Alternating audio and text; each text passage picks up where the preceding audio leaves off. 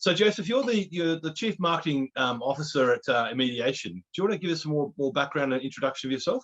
I come to legal tech by a slightly different route than most of the people who sit in my chair. My background is largely CPG and FMCG, right? So I worked in luxury and prestige brands and consumer goods for the bulk of my career.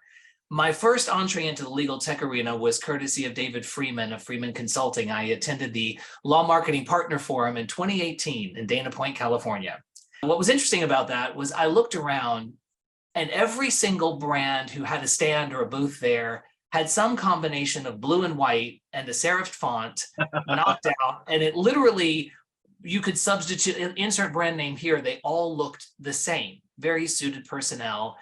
And by design, David's booth stood out. We took a riff off of Game of Thrones and Winter is Coming and turned it into Recession is Coming. We had a mound of Hollywood cash on a table with a sign that said, "Stop leaving this on the table."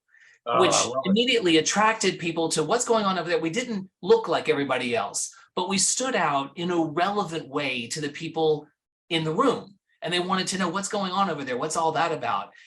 But I learned a lot in that experience because up to that point, I'd always been told legal is different. Legal is different. And it is and it isn't.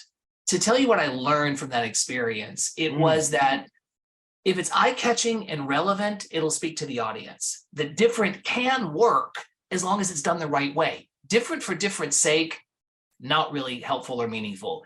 Different for the sake of communicating something that's eye-catching and interesting and intriguing. Now you've got my attention. What are you going to do with it? So it's never just about the one moment. It's thinking through the entire experience you want your audience to have from soup to nuts, so that when they walk away from that stand, they carry with them an unmistakable message that is uniquely yours, a memory of an experience or something that means that it's really you. The whole ethos of my consulting practice is unconventional, right?